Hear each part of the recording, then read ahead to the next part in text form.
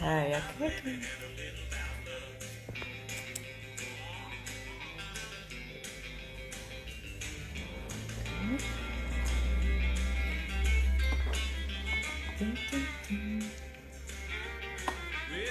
Hello, hello, hello. Hi, everyone. Hi, Robin. Hi, Ricardo. Hi, Miriam. Great. Okay, hi, Martin. Let me see where Frank is. Hi, hi, hi, everyone. Aha, Frank is here.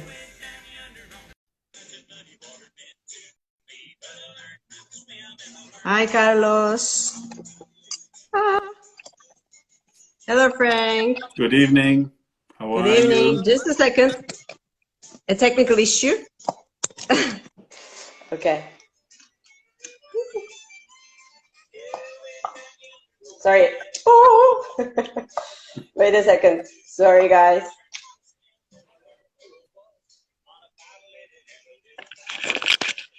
Okay, I had a bit of technical issue with my tripod, but all good. Good. Are Yeah, you, how are are you? you good? Are you at home? No. I mean, how can you ask? I'm You are. obviously outside. Okay. No, no. The I'm background home. looks I'm home. different.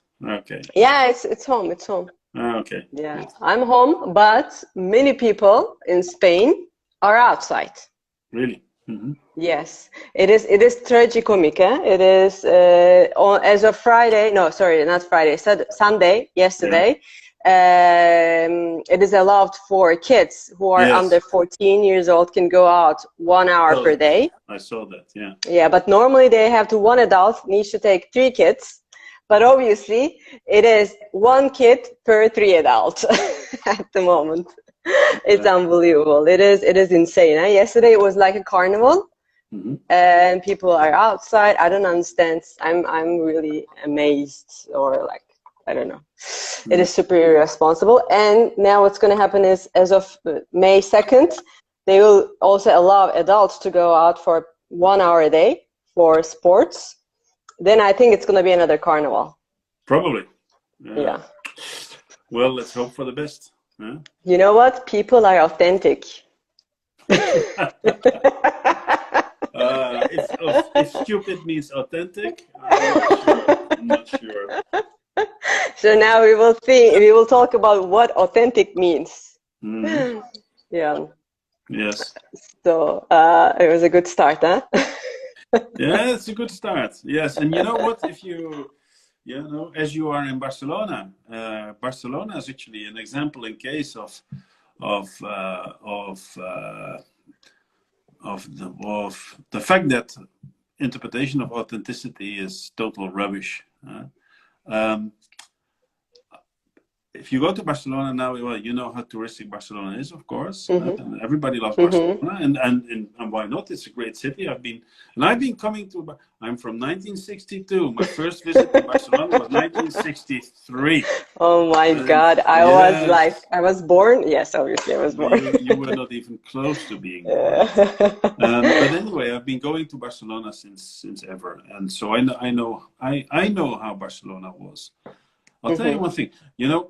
Each time I see people uh, enjoying authentic Barcelona tapas, and I'm thinking, what the fuck? Because believe me, there's nothing authentic about tapas in Barcelona. Because tapas That, is not at all a Catalan dish. Not at all. It's only there for yeah. tourists.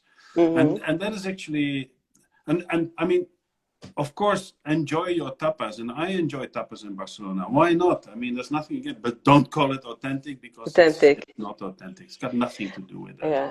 I don't know if you knew, there's authentic flamenco in Barcelona as well. Oh my God. Yeah. Authentic flamenco shows. Yeah, but that's the whole problem, isn't it? So what Yeah. what I'm and there's actually, I mean, books have been written about authenticity, and actually tourism is really a good example of the twisted way we deal with authenticity, because the problem is we all go. I mean, we're all guilty of that. I'm not going to say I'm better than others, but we're all looking for authenticity when we go on holiday. We go to Barcelona to get the authentic feeling of Barcelona, or we go to whatever, Rome, for the authentic feeling of Rome, and we want to feel the authenticity of the city. But the fact that we all go there means that all authenticity has been ruined, because basically what you see in Barcelona is not very authentic anymore. It's basically all created to give us tourists a feeling of authenticity. And that means authenticity is almost by necessity becoming fake. And actually, and now we get to wine. I think just before that, let's do this. Yes, as you may have imagined, everyone who is here, we are going to talk about, and we are talking about authenticity. We are going to talk about authenticity in wine, the meaning or requirements or anything. So you can also write us in the comments, what is your understanding of authenticity in wine? And then we can do also maybe this talk a little bit interactive. Sure. And also one more thing, Rob Van Ginneken says knoedel to you. He says knoedel, authentic knoedel. Well, knoedel is actually it's very authentic, huh? It's very authentic. It's very authentic and very bad. So it means, and that's Rob, thank you for this great example. It proves my point. Authenticity does not equal quality. Because if there is something horrible in the world, in the culinary world, it is knoedel. Anyway. I want to dedicate a session to that. We'll come back to that later. No, okay, so the thing is, first of all, as you said, we don't understand the meaning of authenticity, or what is authentic or authenticity. I think it's one of the other words that we use in the wine world as a wine jargon without understanding what it means. I guess so. And you know what? I don't think actually that people very often use the word authenticity when they talk about wine. But subconsciously, it is playing a very important role, because I think that many trends in the current wine world can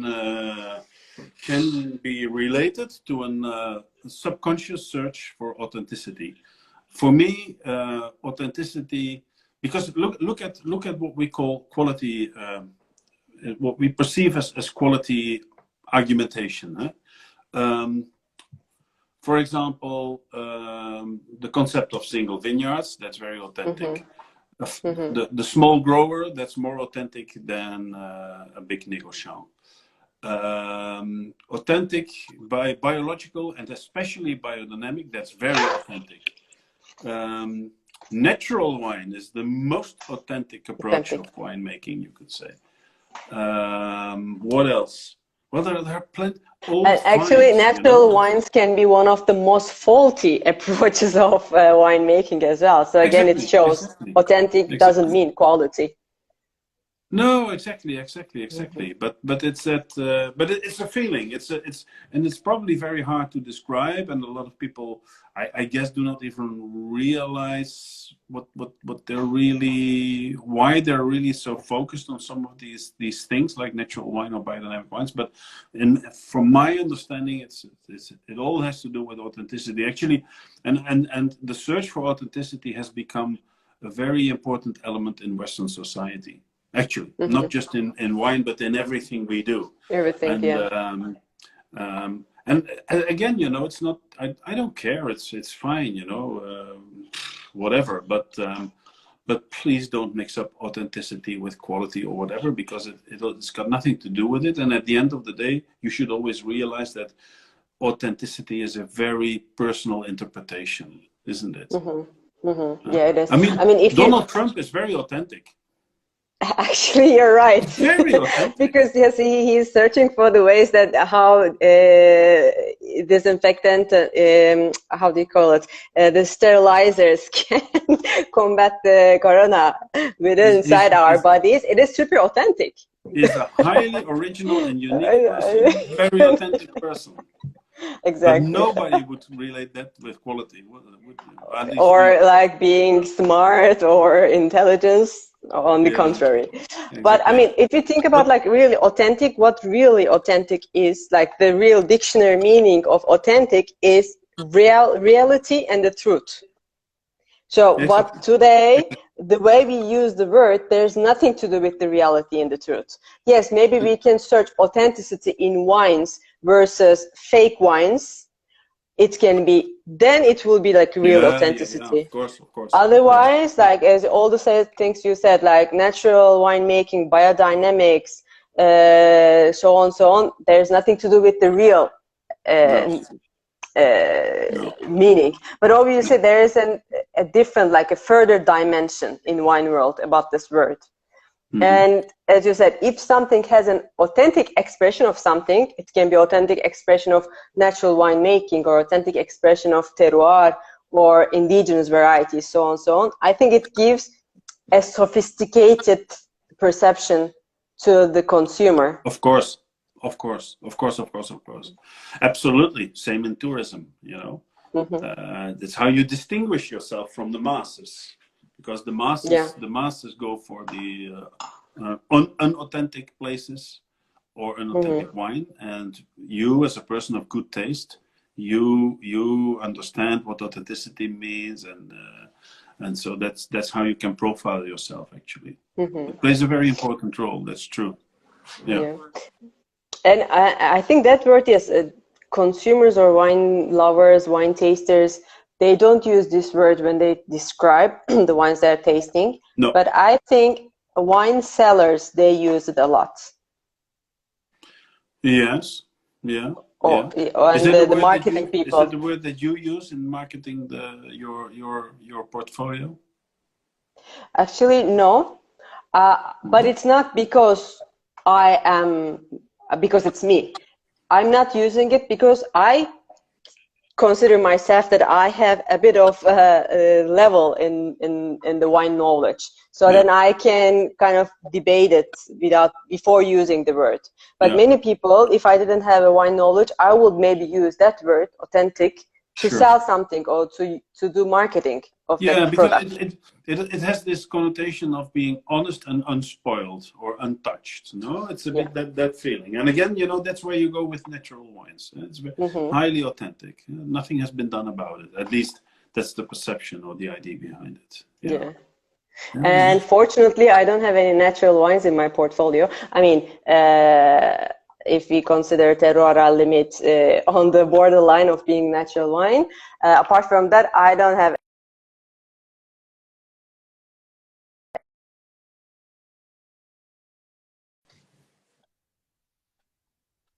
from Instagram. Yes, I was talking against natural wines. I was saying, fortunately, I don't have any natural wines in my portfolio. So that's why I'm not also using this word authentic for any wine in my portfolio. Exactly. But what do you understand from what is an authentic wine for you?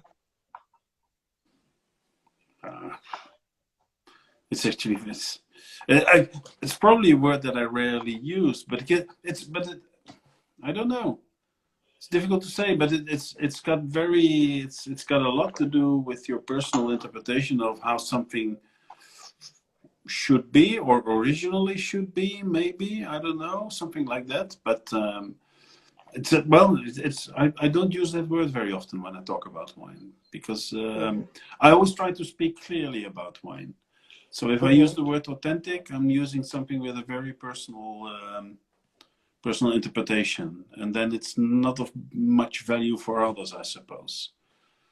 So I don't know. I don't like using it, and I don't like the whole idea that is behind it. And that's basically it. And that's a bit the point that I wanted to make today. That I think that, as I said before, that subconsciously we are preoccupied with authenticity in wine, and many things we feel and think about wine today are actually somehow related to that.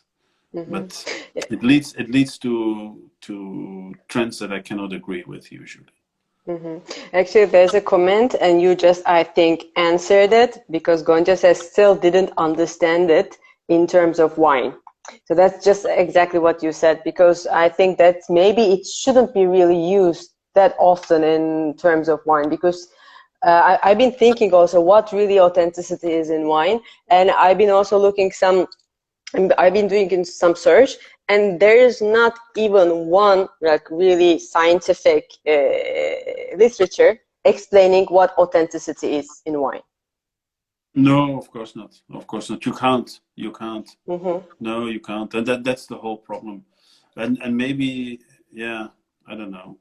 Maybe for me, authenticity sometimes also has a bit of an historical background, you know, like what looking into the past maybe and saying, okay, this is how the wine always was, and maybe not exactly according to today's trend. But again, that's a totally personal interpretation, you know, so yeah. Mm-hmm. Yes. But you know, it's interesting. You touched something else because you started to talk about fake bottles and authentic bottles, and Mm-hmm. it immediately reminded me. I've been quite preoccupied with that matter in the time that I was working in Palais Coburg, and when I created the wine cellar for Park Hotel Fietsnau. And this week I saw a LinkedIn post from a sommelier. I don't remember who it was. A well-known, I think, French sommelier. I could be wrong. Who was sharing his tasting note of a 1970 Petrus. Mm-hmm. And which doesn't exist, or what? 1970. No, it exists. It exists. No, it exists, and actually, I tasted it, but then in the comments there were like 5 or 6 people saying, "Oh yes, I tasted that wine as well," and this and that, and I was thinking, guys, do you really all believe that you tasted a genuine, authentic Petrus 1970? I don't believe it. It's not possible. Petrus is a very small production. I don't know how much it was in 1970, but nowadays it's 30,000 bottles. So how many bottles do you think have survived the 50 years of existence? How many people have opened in those 50 years a bottle of Petrus? It's impossible that 6, 7 people in one small group on LinkedIn have tasted a genuine, proper, authentic bottle of Petrus 70. And I actually opened 3 bottles of Petrus 70 in my life. 3. And I'm not even sure if there was not a fake there. Yeah, fake one, oh yeah. My God. I was really thinking, oh my God, you know, you're all going, you're all fools actually believing that. Yes. Yeah. I mean, to me, again, when I think about it, authentic to me is like true, and which is not really fake. So I'm going back to that point. To me, that's the real meaning of that. Yeah. But in the wine world, it is obviously, it's not used like that. There was a comment, Carlos was saying that maybe it is a typicity of a wine region. And then Gonja says that maybe it means unusual, something doesn't belong to a norm, ordinary, or expected style. I think this is like the ways there it is used. Yeah, but exactly nowadays, that's true. That's true. It is used in that sense. It's true. In that sense. But you know the what was Carlos' interpretation? Say it again. Carlos was saying that maybe it is the wine that shows the typicity of a wine region. And then he says, I don't know. Yeah, okay, but sure.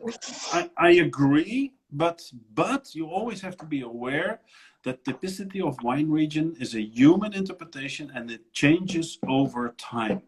And that's the next problem. So what is typical of a wine nowadays is not typical of the wine how it was maybe only 30 years ago. So you have to be very careful with that, because then if you use the word authentic, what do you mean? Authentic as it is now, or authentic as it was 30 years ago? So you have 2 different interpretations of the same thing. So then we go back to what we were just talking. It's again the perception. And the times and the trends, social energies, I think they all change the perception. Yeah. I think it is a very, authenticity to me, it's a cornerstone of a contemporary marketing practice. Absolutely.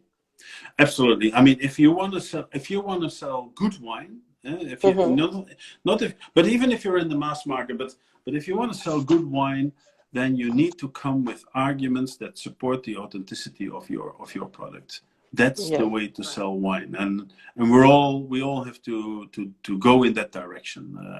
Actually, I had a conference call with a label designer for our Navarra project, and I didn't use the word authenticity, but I'm aware that many things we were discussing relates to authenticity. The authenticity, yeah. That you want to show that in your label. Yeah. So maybe if you want to sell your wine, you should use it. And Gonja is asking, do we need to use that word in our wine language? Again, if you want to sell wine, maybe you better use it. But if you don't have any concern of selling wine, I think it is not really super necessary to use authenticity. No. But no, not at all. But I keep on, but as soon as you see in the description of the wine, natural yeast, old vines, and low intervention winemaking, but the idea behind all that is authenticity, is to create, so to say, authenticity, or at least create the image, the perception of authenticity, and it shouldn't be mixed up with quality. Let's go back to that discussion that we had last week about blending, where we are nowadays. We're all thinking Burgundy. We're all thinking single vineyard. Single vineyard is always better. Cava da Parade, Viñedos Singulares and Rioja, whatever. We're all thinking Burgundy. We're all thinking single vineyard. But single vineyard is not necessarily better than blend. Not at all, actually. But it is definitely more authentic, because you've got that piece of land and you can point it out. You can stand in that vineyard and say, okay, the wine comes from this parcel. That's very authentic. But it doesn't mean better.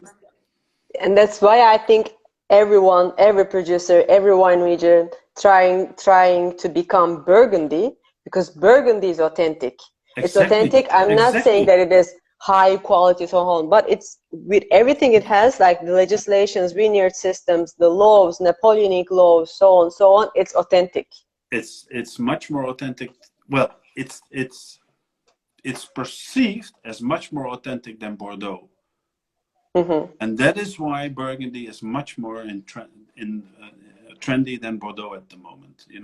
If you want to sound intellectual, if you want to show you're a great wine drinker and wine expert, then your preferred region is Burgundy, and you're wrong, because Bordeaux is much better.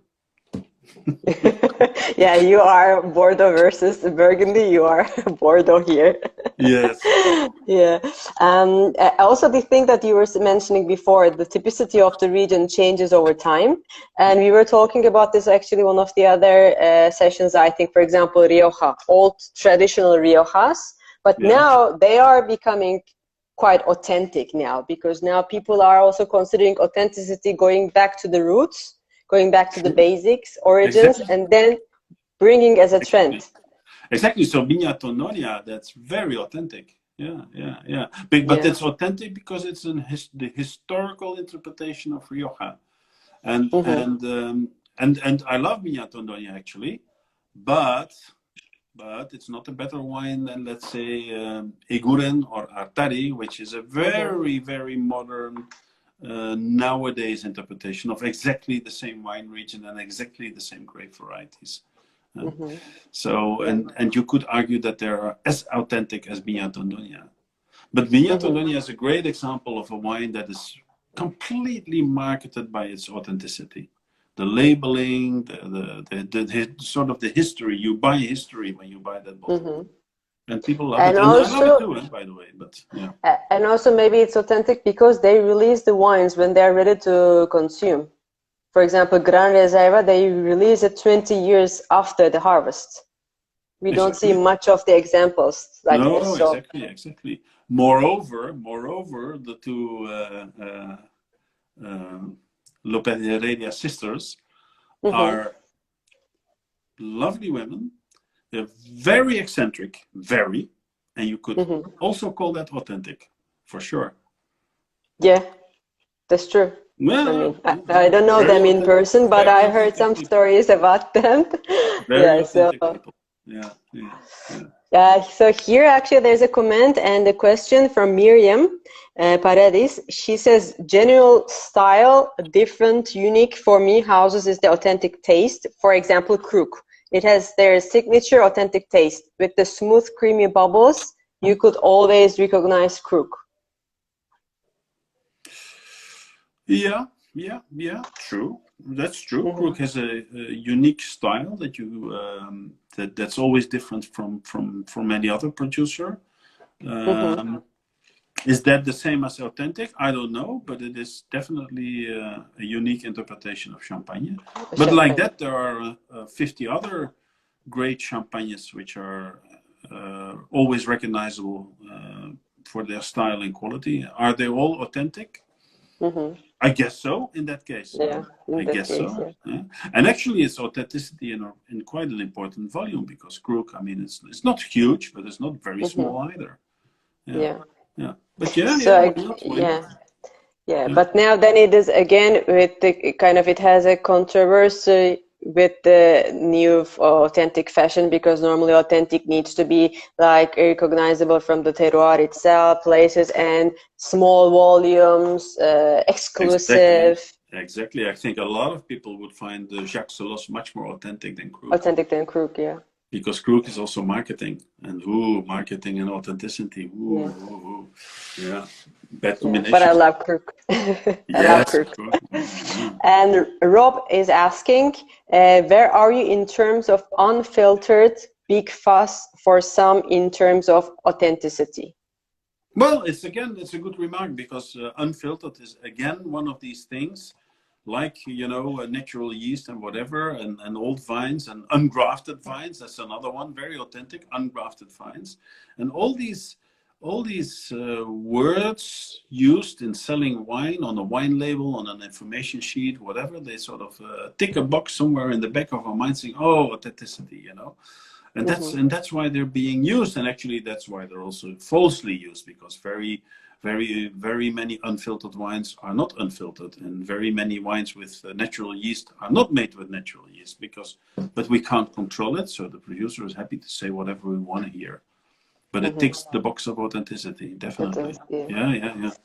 Yeah. One last question from Ricardo. What about sherry wines? Jerez? In terms of winemaking, it's authentic as well. Yeah. Or the aging. But last year they changed the regulation. You know that in the old times, sherry wasn't fortified, or hardly fortified, because in the old times, meaning until the 1940s, so it's not that long time ago, Palomino grapes were briefly dried in the vineyard after harvesting. So a little bit like Peroximenes, but not that much dried, to create more concentration, so that without fortification, you could reach the 15 to 16% alcohol of a phenol. But then when sherry became a much bigger production, the demand grew. And this process became too complicated and too expensive. The big houses began to fortify instead of dry the grapes. And actually, at the end of that process, it became law. And it became law that you had to fortify. So what happened last year is that on demand, especially of Willy Perez, the regulations have been changed. And it is now possible again to make Jerez in the old-fashioned way of drying grapes and not adding any alcohol. So my question is now, is Willy Perez the only producer making authentic Jerez, or what? But I think that's true, sure. But what Ricardo means, I think, is the aging part, the Solera. Well. Yeah, you want to call it? Well, it's certainly a very historical thing. It has been done for a very, very long time. Yes, you can call that authentic, of course. Although they do this exactly the same thing in Montilla Moriles, where they make beautiful Solera finos and amontillados with Peroximenes grapes, dry wines, of course. But yes, it's authentic, of course. Yeah. Okay. So we can continue this topic, and I think we will never come to a conclusion. So I think the key takeaway is, don't be polarized and don't be obsessed, and don't try to search an authentic wine. Just drink whatever you like. Yes, exactly. Always try to keep. I mean, what I always say, what I always say about wine is emotion. Yes, of course it is. In many cases, wine is emotion, and tasting and enjoying wine is an emotional process. But I always, and as a wine professional, and I think a lot of us here who are looking now are wine professionals. As a wine professional, yes, you cannot ignore the emotion of wine. You should enjoy wine, which is an emotional thing. But it's also, I think, as a professional, you should always also try to keep the objective view at the same time. And that is where it very often goes wrong in the wine business. Very often. And I will always fight against that. Yeah. Great. Thank you so much, Frank. And Pleasure. we'll come back on Wednesday with another topic, obviously, vintage variation. Ah, yes, vintage variation. Yes, that's another favorite. Very good. Great. Thank you so much. Thanks, everybody. Thank you, everyone, for good to joining. See you all, and see you. Hear you on Wednesday. Bye, Irem. Bye-bye. Bye.